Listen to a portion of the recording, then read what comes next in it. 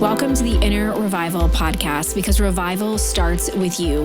As we allow God to heal, restore, transform us, and renew us from the inside out.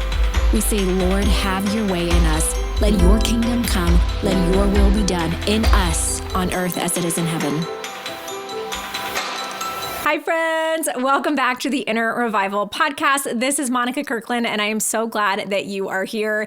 It has been a while since I have done a solo episode, just me and you guys getting to share what the Lord has put on my heart. And so today I have just some things I have been reflecting on over these last few weeks that I want to share with you, because I don't know about you guys, but it has been absolutely crazy town over here. We had an amazing Thanksgiving, but we were hosting. We hosted here at the house. And so everything that comes with that, the cleaning and the cooking and the shopping and all the different things of having family in town and hosting a large gathering. But it was such a joy to do it. We had such an incredible time and ate so much yummy food, more than we probably should have. But it was such a good time. But I look back over these last 2 weeks, and on top of hosting and Thanksgiving and all the things, I've also had photo shoots, because I used to be a family photographer, and this year I decided to take on a couple clients doing some family photo sessions for the holidays. So I've been running around, taking photos, editing those photos, on top of just the mental load of being a mom of 4 young children, with the dinners and the activities and the school projects and the recitals and the teacher gifts and all the emails and all the reminders for all of it. It's like there are so many tabs that are open in my brain right now. We had holiday party invites and Christmas shopping and all the fun festive activities planned to make this season magical, gingerbread houses and Christmas tree lightings and all the fun things. And on top of all of that, I am also podcasting and creating content and working on a book proposal, and also just out of nowhere launched another little side hustle business to help bring in some income for the holidays. And so all that to say, I have been just so busy, burning the candle at both ends, so many tabs open in my brain, trying to keep it all together, and most often feeling like I am failing miserably. So last week, I was taking our little guy, Isaiah, to his little preschool program down the road, and I was dropping him off that morning, and the teacher looked at me and she was like, "Good morning. Did you guys remember to bring in your white shirt?" To which I stared back confused, like, "A white shirt?" And she looked at me like, "Oh, yeah, did you see the email? We're decorating shirts today for the Christmas performance." And that's when I realized that I had completely dropped the ball. I somewhat vaguely remember seeing an email about that, totally forgot, totally blanked. And of course, she was super gracious. She was like, "Don't worry about it. We've got some extras. It's no big deal at all." But I walked back to my car feeling like my brain was just going to explode from all the open tabs in my mind, from the mental load of trying to keep up with and remember all the things all the time. And as I was walking back to my car and thinking and processing it all, I was reminded of some of the best advice I've received as a busy mom. See, I once heard someone say that in seasons where you feel like you're juggling too many things, to let the plastic balls drop. See, in life, there are glass balls and there are plastic balls. Plastic balls, they can be dropped without too much damage. You can pick them back up and simply move on. A glass ball, however, when dropped, it shatters, it breaks, and it can make a big mess. See, our job is to prayerfully consider what things in our lives are glass balls and what things are plastic balls. And I know that I have been in seasons where I have taken something that was really a plastic ball and I've made it into a glass ball. Like my house, I love a clean and tidy and organized home, but also the reality is that I have 4 children and a dog and a husband and a very full life. And there are some times where my house is actually going to look lived in, like people live there, and not look photo shoot ready at all times. And in my perfectionist ways, I've had to learn to make peace with that. I needed to learn how to not stress and not turn it into this glass ball when really it was a plastic ball. And if it dropped for a few days or a season even, that I could easily pick it back up without too much damage. And likewise, we don't want to turn things that are glass balls into plastic balls. Like our relationship with God, our marriages, our mental and physical health, our relationship with our children. Glass balls are those things in our lives that are precious, that they just take and require more gentle care. And for me, those are people. Those are my relationship with God. The thing that actually sustains me so that I can handle and do all the things so I'm not pouring from an empty cup. Those things are my marriage and my children and discipling my little people and taking good care of them, taking care of myself and my mental and physical health so that everything else doesn't slowly fall apart around me. Those things are glass balls, but because of the tyranny of the urgent and the craziness of our lives, they can often be made into plastic balls.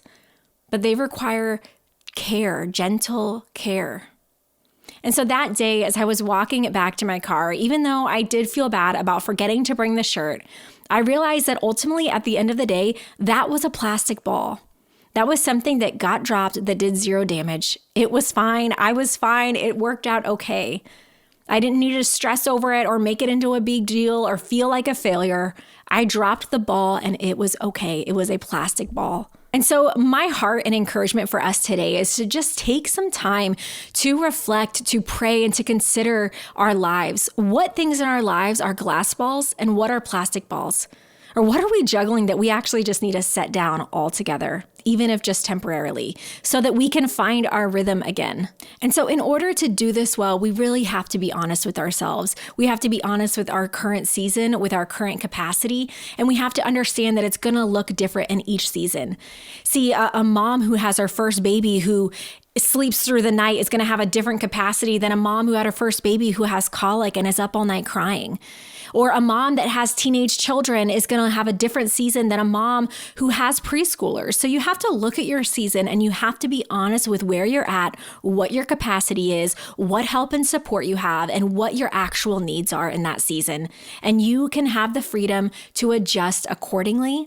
You have permission to say no. No is a complete sentence. You don't have to justify yourself. You can say no if you need space and margin in your schedule. And so that is my simple encouragement to us today, is take the time to pray, to reflect, maybe talk to your spouse or a trusted friend or mentor. Take a look at your life, take inventory and see where you need to adjust, where you need to realize that something that you've made into a glass ball is really just plastic and it's okay. And something that you've dropped that is really glass that you can pick up and you can be more mindful and careful of in the future and commit to that. So that is my encouragement. But I want to end today's episode with this. I know as we go about this Christmas season and we're juggling all the things, sometimes it feels like we're so busy that we just can't stay connected to joy. See, happiness is fleeting and it's often circumstantial, but joy is found in God's presence. See, the joy of the Lord and the joy of our salvation, the joy of knowing that our future inheritance is real and it is coming, and every day we are getting one day closer. There is a joy that is available to us right here and now.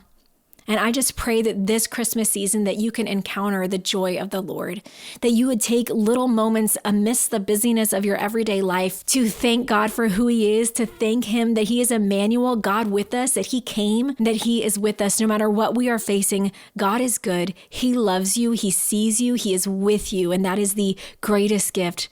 That is where our joy is found. I want to end with this quote that I heard recently. My pastor shared it in a sermon, and it says this: happiness is like a candle that flickers in the wind, but joy is like a lighthouse, steadfast in a storm. And so whatever you are facing, maybe you're in the middle of a storm, maybe like me, it's just the storm of a busy and full life of little children and laughter and good things, but a lot of things. Or maybe you're facing different challenges. Maybe it's financial stress or grief in this season or health issues. But I pray that you know that God's joy is steadfast and it is available to you. He loves you and He is with you. And it is my utmost prayer that you would experience Him and encounter Him this holiday season. And so with that, friends, I am going to bid you a farewell. I am taking the next few weeks off so that I can focus on those glass balls in my life, so that I can spend time with my kiddos. I just want to bake cookies and be present with them and watch Christmas movies and have a few weeks to just rest with them, to rest in God's presence.